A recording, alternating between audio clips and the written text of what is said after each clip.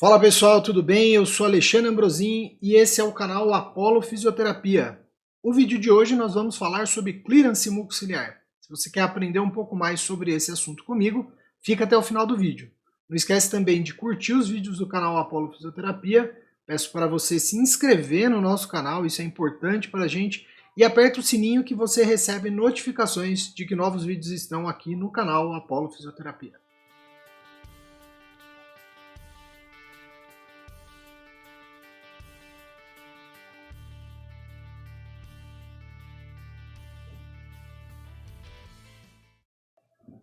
Vamos lá então, pessoal. Nós vamos conversar um pouquinho aqui hoje sobre clearance mucociliar. É um vídeo que nós vamos fazer aqui para embasar um pouco do que a gente faz de terapias de higiene bronca.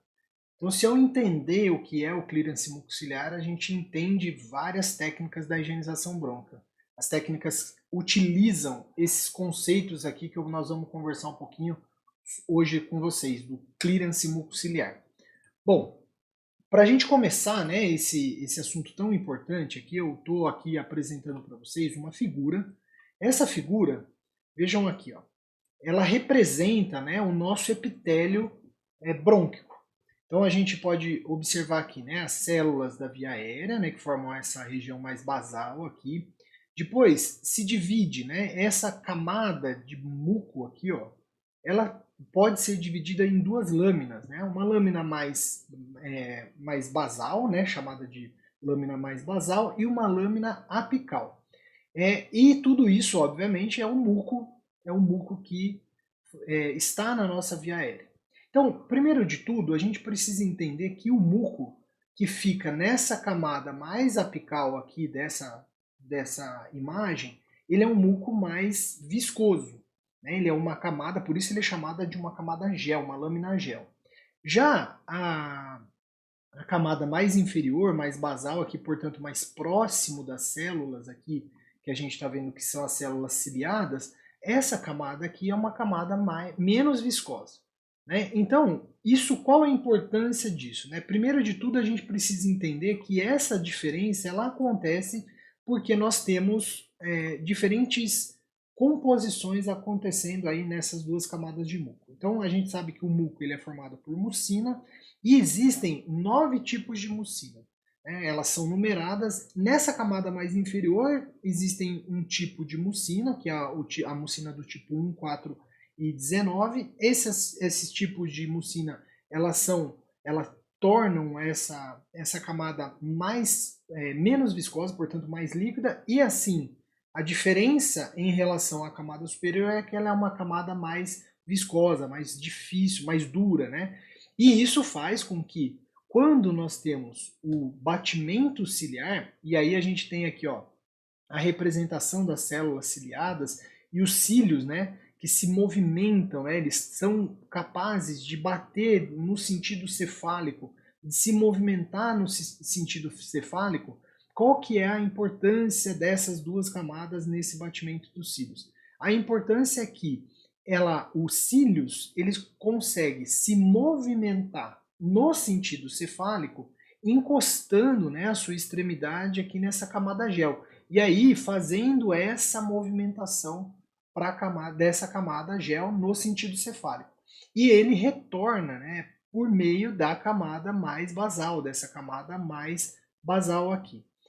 Importante a gente observar aqui nessa imagem também que os cílios, né, eles estão nas células. Essas células basais aqui, elas têm em torno de 200 cílios por célula, e esse cílio ele tem aí um tamanho em torno de 6 a 7 micrômetros. Né? Então, esse é o tamanho dos cílios. E tanto a produção de secreção quanto a qualidade dessa secreção, ela sofre influência de alguns fatores.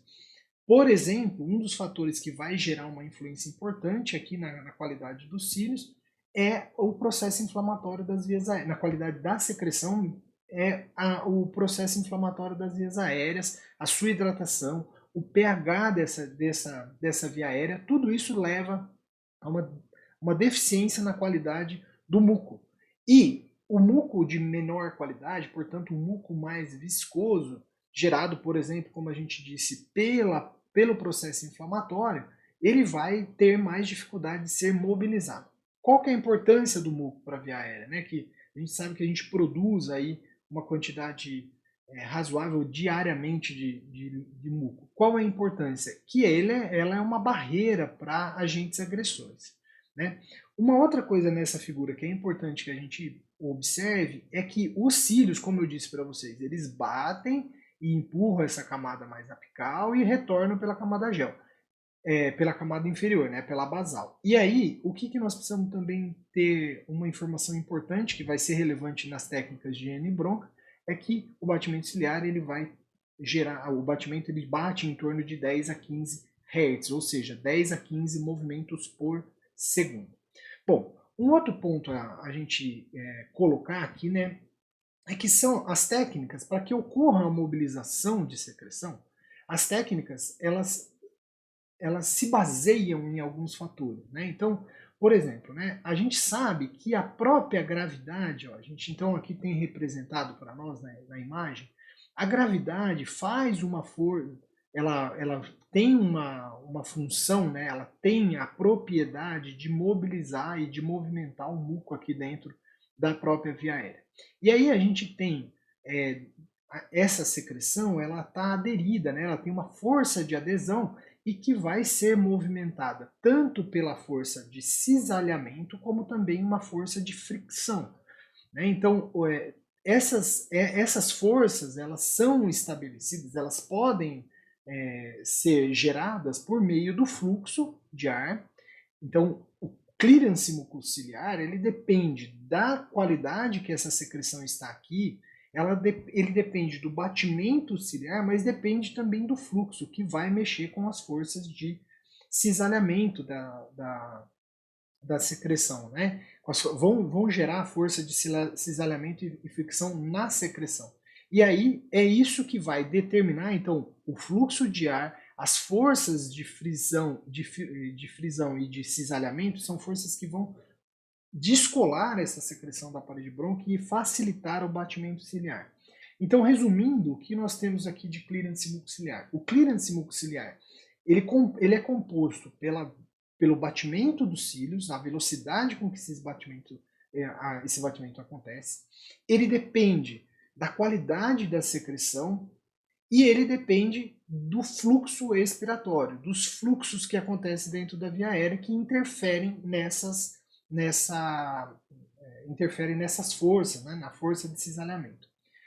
Todas as técnicas, então, que a gente vai trabalhar na fisioterapia respiratória para a higienização brônquica, ela deve levar em consideração a ação da gravidade, deve levar em consideração a qualidade que a gente quer do muco, ou seja, se eu gerar oscilações que possam melhorar a qualidade do muco ou melhorar o batimento ciliar, isso também vão ser técnicas eficientes na higienização brônquica. E, por fim, a gente também tem que levar em consideração a questão do fluxo. Então, os fluxos ins e expiratórios serão determinantes aqui para que ocorra a higienização brônquica. Eu vou trazer um exemplo aqui para vocês. Ó. Imagine a seguinte situação, né? O que acontece? Por que pacientes com Covid grave, eles são pacientes que acumulam muita secreção, né? A gente tem relatos aí que a secreção do paciente com Covid-19 grave, né? Ele é um paciente que tem uma secreção muito viscosa, muito espessa, porque as propriedades viscoelásticas do muco, eles se alteram no paciente com Covid-19 e se alteram de forma geral nos pacientes com inflamação. Então, inicialmente a gente sabe que o próprio Covid, né, ele pode gerar destruição dos cílios, olha aí, mexendo no batimento ciliar, pode gerar aumento das glândulas produtoras de muco, portanto hiperplasia, o que geraria hipersecretividade, e altera, consequentemente, a viscoelasticidade da secreção. Sendo assim, ocorre o acúmulo de secreção e que isso pode favorecer infecções bacterianas e juntando essa infecção bacteriana vem uma nova inflamação, um novo processo inflamatório. Então, isso daqui se transforma num ciclo vicioso. Né? Lembrando que nós aqui estamos falando de um paciente com Covid grave, porque normalmente o sintoma de um paciente com Covid leve ele é uma tosse seca. Se essa inflamação ela piora, né? Eu tenho lá a cascata de inflamação acontece e o paciente ele acaba desenvolvendo Covid grave, ele entra nesse processo. E aí a gente começa a entender por que o paciente com Covid tem tantas complicações de mecânica respiratória. Porque então o acúmulo de secreção leva a aumento da resistência da via aérea, faz com que caia o VF1, ou seja, a obstrução das vias aéreas, a atelectasia, a obstrução e a falência respiratória. Então isso leva ao paciente a apresentar esse tipo de alteração. Ok, pessoal? Bom, vamos lá então. Eu espero que você tenha gostado desse vídeo.